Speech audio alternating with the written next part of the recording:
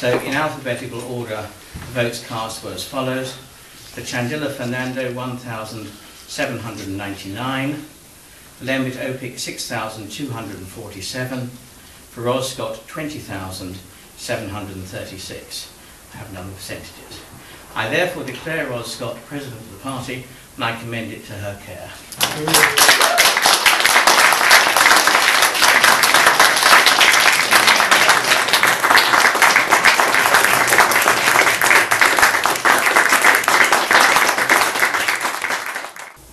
I am optimistic for the future. I don't necessarily think that it's all plain sailing for David Cameron. I do think that we have a story to tell, and the question is whether we can tell that story, and I really do hope Ros and the leadership team do start to make more inroads into what, in my book, is a poor ad salesman. Thank you very much. Really enjoyed it, and all the very best of luck. Freed as I am from presidential responsibilities, I can now pursue 4 areas of policy which I've remained pretty silent on, as Simon's number 2. That is promoting the negotiation with international terrorism, provision of hard drugs on prescription to recorded addicts, a rethink potentially about our nuclear policy, and an absolute commitment to positive campaigning. You'll hear more about those, but not today, because today is not my day. I want to finish with 2 last thoughts. One is that I think we've been blessed with an absolutely outstanding president for the last 4 years, and that's Simon Hughes, and I think we need to give him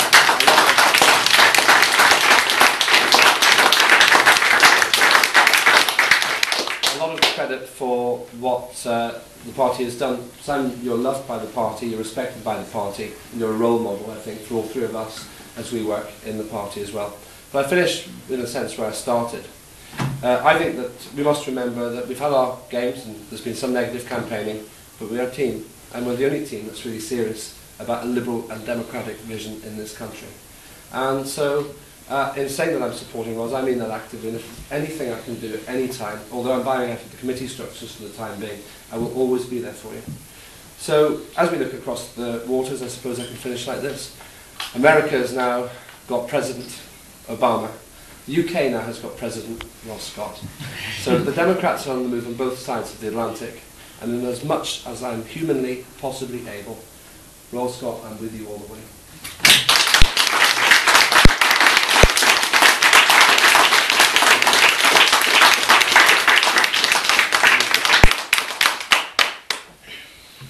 I joined the party almost 20 years ago now, and I joined because of one person, and that was my local Lib Dem councillor, and she was the most amazing advocate for the party, and she inspired me to join, and she inspired me to become a councillor. And in the time since then, I've never stopped being an activist, and I've never stopped being an advocate for community politics. And the fortunes of our party have changed immeasurably over the last 20 years. And you know, some of that is down to the quality of our leaders and our MPs, and some of it's down to the quality of our presidents. But fundamentally, it's down to our membership. The sheer, dogged, bloody-mindedness of Liberal Democrats who week in, week out, put paper through doors, knock on people's doors, raise money, and do all the things that we know have to be done. And I admire that so much, and I remember when I first got elected onto a county council, one of my supporters, a man in his 80s, said to me, "I have voted Liberal my whole life, and you're the first person I've ever voted for who's won." And we've got to remember that for lots of people, voting Liberal Democrat has been an act of faith, and it's been kept alive by party members, party activists, working all the time. And so for me today to have a mandate of this size from the people I admire most is genuinely humbling, and I feel almost kind of emotionally wiped out by what's happened. And I am just so honoured, and all I can say about that is that I will work my socks off and do my level best to make sure that the faith that the party members and activists have put in me is paid back. It's time for some thank yous, and it's almost sort of difficult to know where to start really, but Philip, Mr. Returning Officer, thank you. Chris, thank you, and David Allworthy particularly. Thank you very much for everything that you've done. All the people who came in today who gave up their Saturday, thank you very much indeed.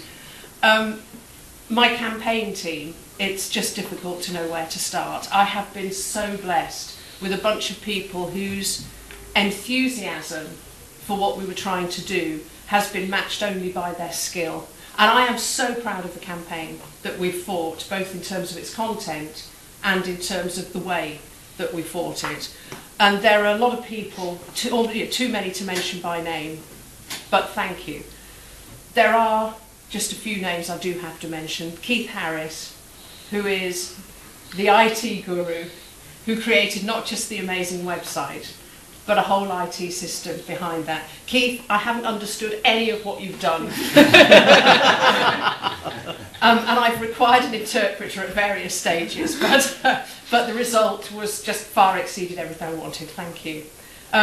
Bridget Harris, it is difficult to know what to say. I mean, Bridget is a powerhouse, and even that doesn't begin to cover it. Anybody who's ever worked with Bridget, be very afraid. That's all I can say. She is amazing. Bridget, we couldn't have done it without you. Thank you. And Chris White, my agent, my friend, supporter. Chris, thank you. I started this campaign around 2 years ago as a single woman. And then in the romantic, idealised surroundings of the Ealing Southall by-election. It's very Lib Dem, that, isn't it? Mark and I had what I now know to be our first date, and we got married during the campaign. Mark has made this campaign even more of a joy than it would have been, and his support and advice and encouragement has just been invaluable. Mark, I love you very much, and you can have that kitten. Yeah,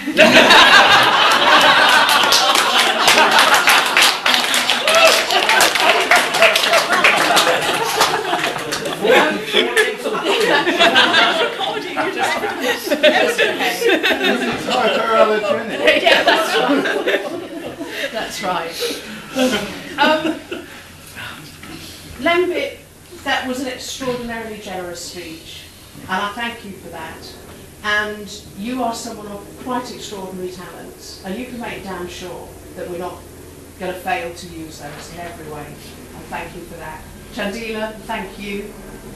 It's really important that there are people like Lembit and Chandila, and like me, who are prepared to put their heads above the parapet and make party democracy work. Because we are so lucky to be in a party where it's the members who choose this sort of role, and it's not all decided by some committee somewhere or doled out by the leader, like a bauble. So thank you for that.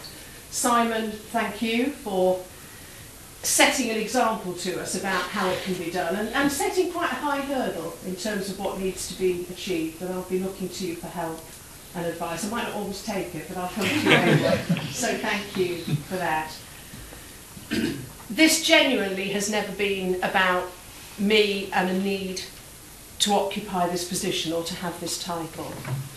What I want to do is to use the experience that I've got, and now to use the support I've got from the party, to strengthen the Liberal Democrats as we go forward, and to do everything I can to get more Liberal Democrats elected at every level of the party.